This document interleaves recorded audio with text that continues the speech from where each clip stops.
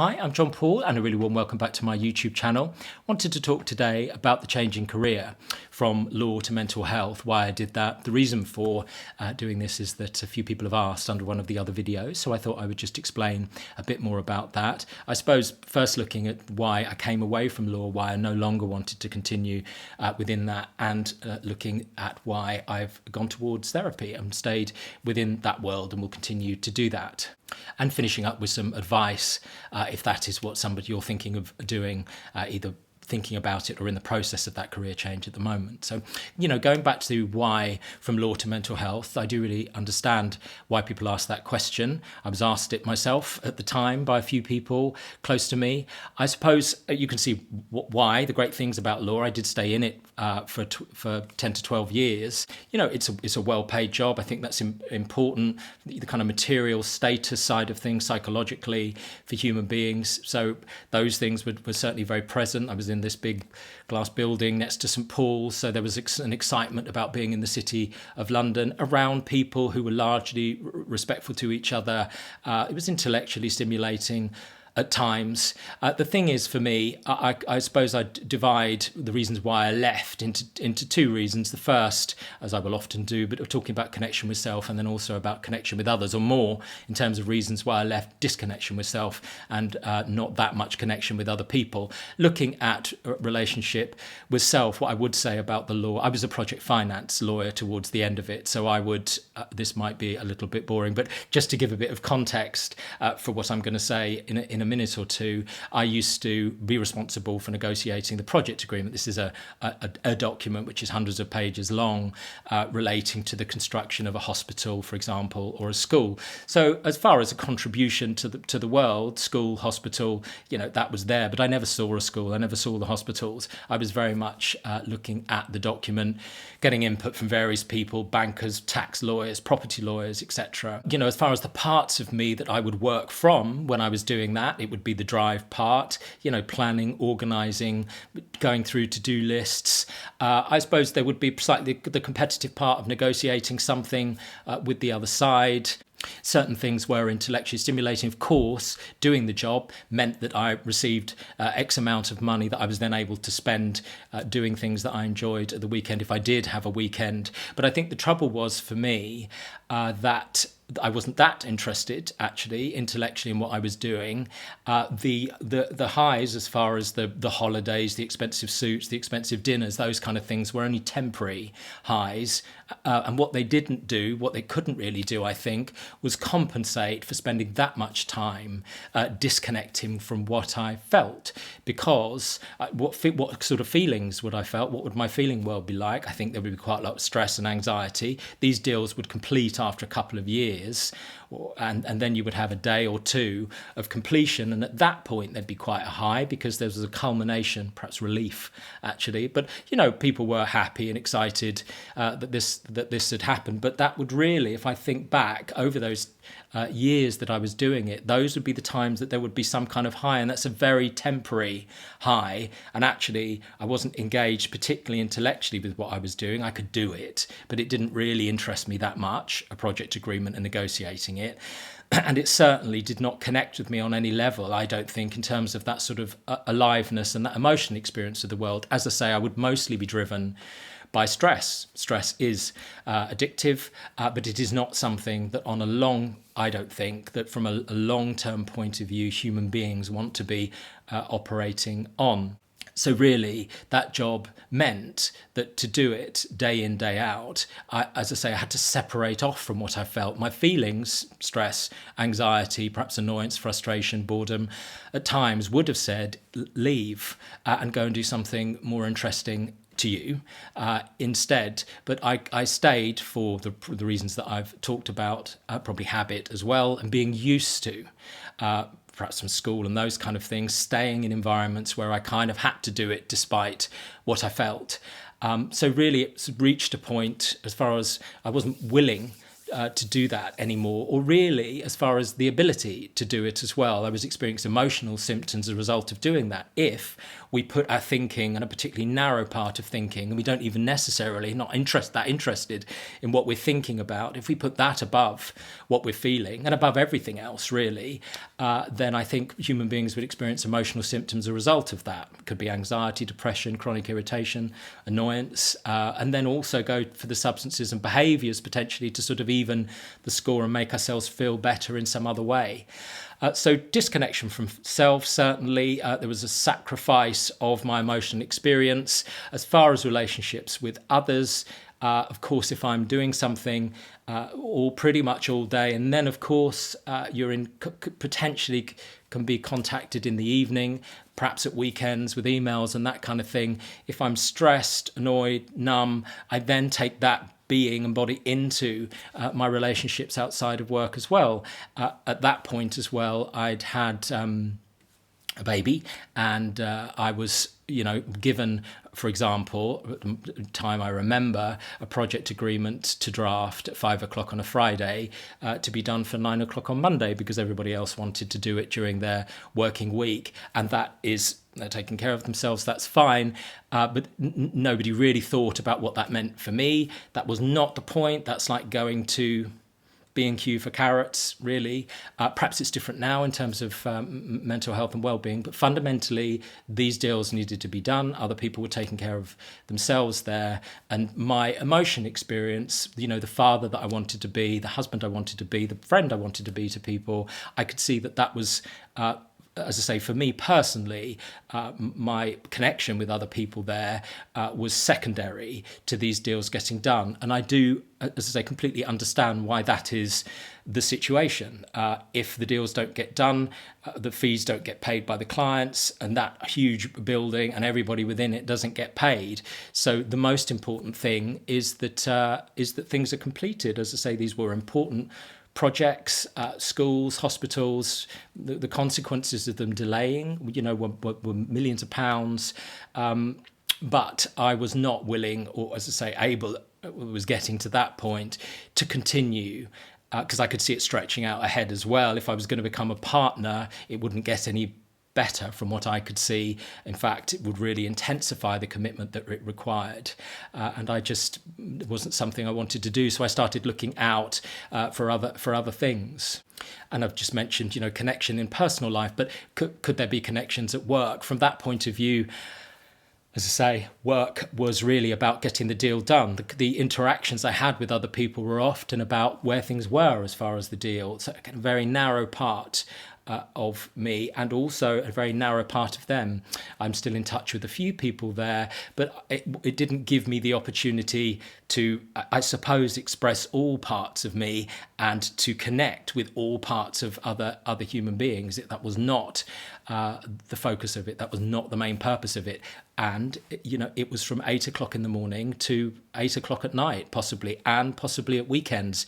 So that is a lot of time. That's pretty much all the time, apart from being on holiday, focused on disconnected, something which was disconnecting me from large parts of myself, and also disconnecting me really from large parts of other people. So I can see it's really not at all surprising that I was experiencing emotional symptoms as a result of that. So I was at a stage where it was either go ahead and become a partner, if they would ever have wanted me to do that, or choose to do something else. So I took a career break at that point, risk-averse solicitor, thought that I could try a few things and then have the possibility of going back. It wasn't as if anything was really that terrible at all. It was really more an absence of something. It was a lack of something for me. People, as I say, just going back to that a bit, were very polite, were very respectful. You never quite knew whether people were being nice because they wanted their deal done rather than actually cared. I mean, there was another moment, which I remember as well, which really sort of symbolises the importance of the deal rather than somebody's emotion experience, is that unfortunately my boss at the time committed suicide in quite a violent way. Of course, of itself, that's distressing, traumatizing for lots of people. But the thing that I really remember about that as well is that a few months afterwards, I was looking through a file of his which he had managed. I was then kind of responsible for things then, and I saw a piece of correspondence. It was all paper files then. I'm sure it's all different now, but that had his signature and name on it. And this guy gave his life to the firm and the deals. He was incredibly busy. I don't think he didn't have a partner, didn't have children. That's what he did. And I saw his name there, and I realised that he hadn't been talked about at all. Nobody had mentioned his name for months, and the chances were that nobody would ever mention his name again. And that is not a criticism of anybody else. That is completely understandable in the context of what law firms are for, what that work day is for, as it would be, as I say, carrots from B&Q to expect a lot of discussion about somebody's emotional experience and for that to be the top of things. But it really was, I suppose, I sort of said to myself at that point, I'm not sure this is me. I don't necessarily see myself in other people that much here. Perhaps there were people in rooms next to me who felt very alive with what they were doing and loved it, and therefore were great parents, partners, friends as a result of that. But from a personal point of view, it was not me. Some people have a greater sense and need for empathy, for their emotional experience to be expressed. We're all different, aren't we? And I could tell that it was not something long term for me. So I took the career break. I then went into the training and have since, as I say, stayed within therapy and the world of mental health. Looking at that, why stay here? Why do I enjoy that so much? I mean, there's really 100 reasons. I've talked in a video about the great things about working as a therapist in private practice, so that I won't mention any of those again, but you can have a look at that too. But I think probably based on what I've just said about why come away from the law, I can say the two things, that the reasons, two sort of overriding reasons why I love it so much with what I do now. The first is about relationship with self. And again, if you look at relationships with others, firstly, relationship with self, whereas in the world of law, there was a particularly narrow parts of self, myself, were required and focused on all the time, and that was really it. Within therapy, I could see that all parts were welcome, and particularly, I would say, people's emotional experience. Now, I know therapists, including me, talk to people about feelings a lot and mention feelings a lot. And the reason for that is really, I think, what I've just described, is that for a lot of us, our sort of thinking function, because of what we're shown and told from a values point of view as we're growing up, that sort of intellect, perhaps at school as well, that those things are often valued over emotional experience. So we get used to doing things despite what we feel, so much so that we might even come away from what we feel. We don't even notice. Yes, we are anxious, annoyed, numb, hopeless, joyful perhaps, in love, but we're not necessarily registering what that is. We're not necessarily acting upon it. So what feelings tell us is who to go towards, what to go towards, where to go towards, and who, where, and what to come away from. And if we lose connection with that, which I would say I would have done, which is one of the reasons why I probably would have stayed so long within the law, we're going to experience emotional symptoms as a result. I'm just, talking a bit about feelings there, but going back to what I was saying, when you go into the world of therapy, people's emotional experience becomes really important, is leaned into. If somebody started crying in a law firm, they'd go to the loo, and then 3 weeks later perhaps hand their notice in. Somebody starts to get tearful within the therapy world or the training. It's not as simple as that. We all go into the training perhaps a bit disorientated in some ways, with slightly disconnected from feelings, but generally somebody's tears are welcomed. People will lean into that, certainly within the therapy room as well. People's anger is not something where generally people are going to escalate. People's anger will be looked at, why is somebody angry? What's beneath that?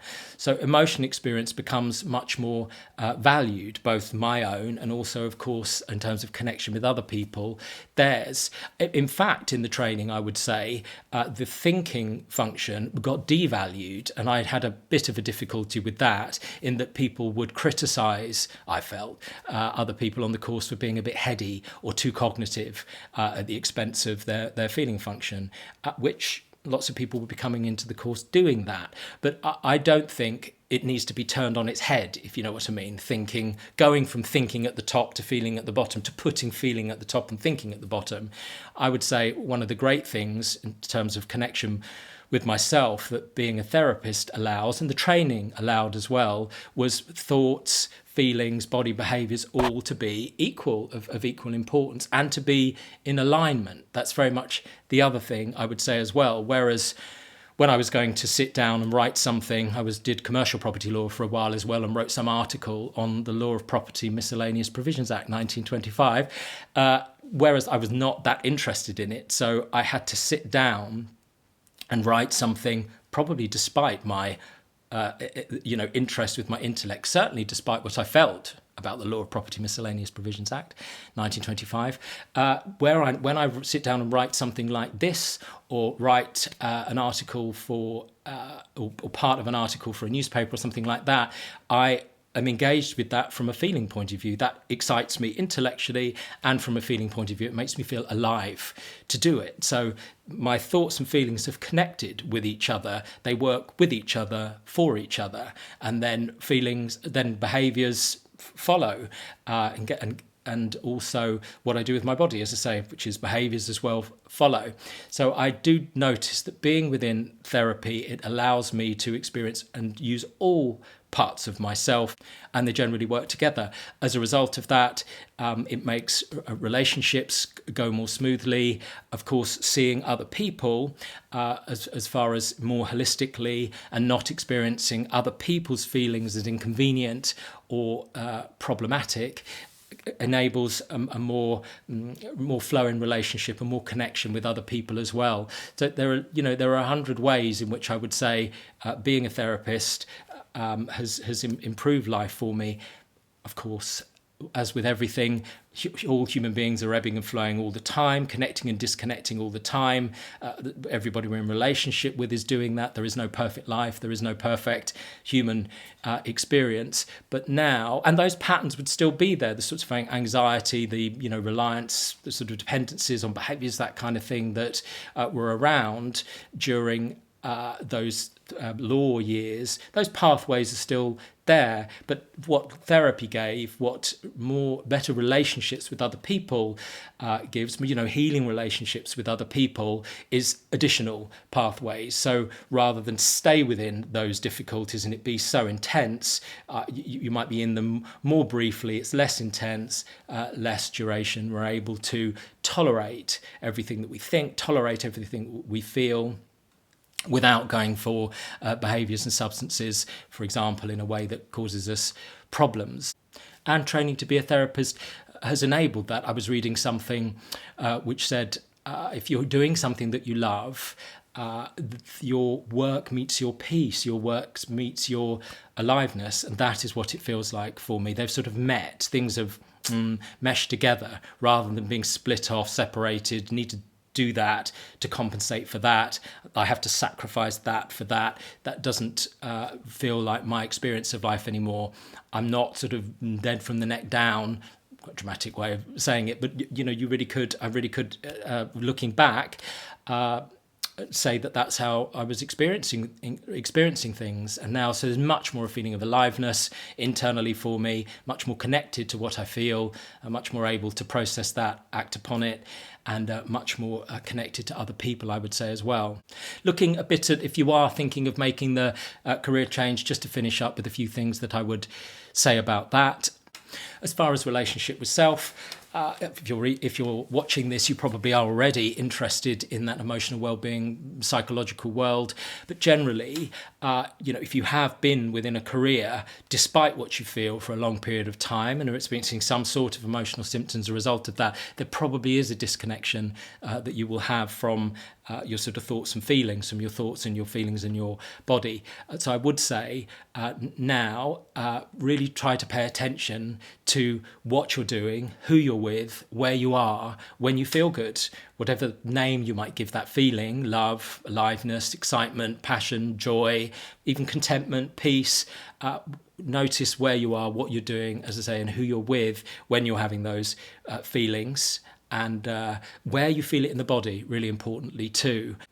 Just further on relationship with self, quite a lot of us might think it's selfish to change career and to go, for example, from law to mental health, that we're not meant to actually do a career that we enjoy.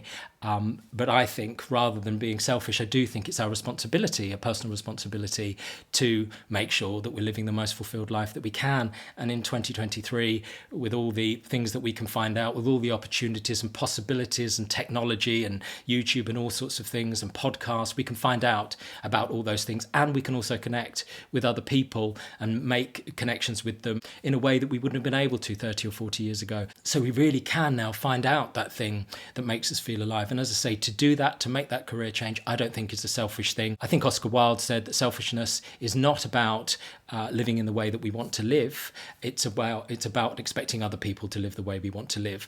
And changing the career from law to mental health is not about other people living the way I want to live. It is about my own personal happiness and fulfilment, which I don't think, as I say, is selfish. Certainly, if that is what happens, if that is what you experience and you do make that change, the impact on others around you anyway is going to be a positive impact.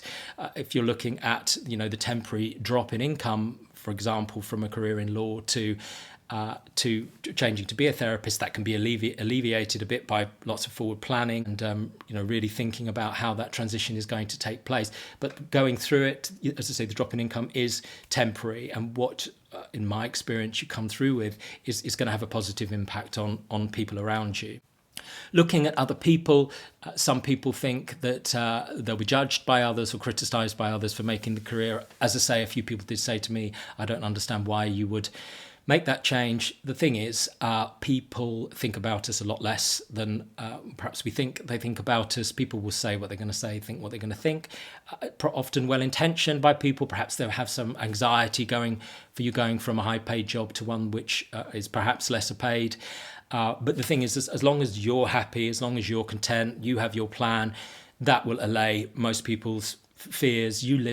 You're the one that's living your life day to day. I do think people think probably a lot less about us than perhaps at times we think they do. So I just think if you take care of yourself, your happiness, your needs, that'll have a positive effect on your relationships too. As far as others as well, really do, I think, look to others to help here. Often when somebody's going into the therapy world or comes to the therapy world from being in therapy, relationships with other people have at times been compromised in the past. Often the reason that people are in therapy is difficulties that have happened in early relationships, either trauma or, as I've talked about in my video on Prince Harry and trauma, it's not necessarily always things that have happened too, but it could be a lack of something, a lack of kind of trustworthy caregivers, that sort of real love that is that we need in order to regulate ourselves and have good relationships. And that can compromise our trust in other people and mean that when we're trying to do something like this career change, for example, we think we need to sort it out ourselves. I would definitely suggest going out to others who've done it. People who generally, are doing something they enjoy, who love what they do, will like to talk about it. It is a win-win to help other people. Really, I think therapy is based on that. Lots of the sort of helping vocational professions will be based on the fact that it feels good to help, and other people feel good being helped. That's sort of paid backwards and forwards. So do approach other people, I would say. Trust other people. So really, I suppose it can be summed up with do trust yourself. Notice what you're feeling. Notice, what does interest you, excite you. Listen to everything that you can about psychological, emotional well-being. A lot of people focus on the transition, on what do I need to do for the course, where do I do that? And that's very important, isn't it? We need to get the qualification. People coming in from law will be very much thinking in those sorts of terms. It's also helpful to bear in mind, I think, that everything that you do as far as being more connected to what you feel, knowing how you care for yourself, where boundaries are, noticing boundaries in others, how you communicate things, your own therapy, podcasts on sibling relationships, on trauma. Are you interested in, adolescent mental health? Would you like to do couples? Any reading that you do, anything you watch on the telly, all those things are preparation for becoming a therapist. All those things, for me, are about more connection with self and more connection with others, which are really key to making that change and transition and enjoying life as a therapist. So just to sum up, I have gone on for quite a while. If it is something you're thinking about, as I say, I really would encourage you to explore it, both in terms of noticing what you're feeling, listening and learning and reading about the subject, and also talking to other people and building up that network. That network as well will be helpful for you if you ever go into therapy as a career, as private practice. Again, something which I've explained in other videos too. So if that is something that you're really feeling drawn towards, I would really listen to it. It's never too late to do it. Nobody's ever too old. Nobody's ever too experienced anxiety, depression, addictions too much at all. I would really suggest that you, as I say, explore it, trust yourself, trust other people, and see where it takes you.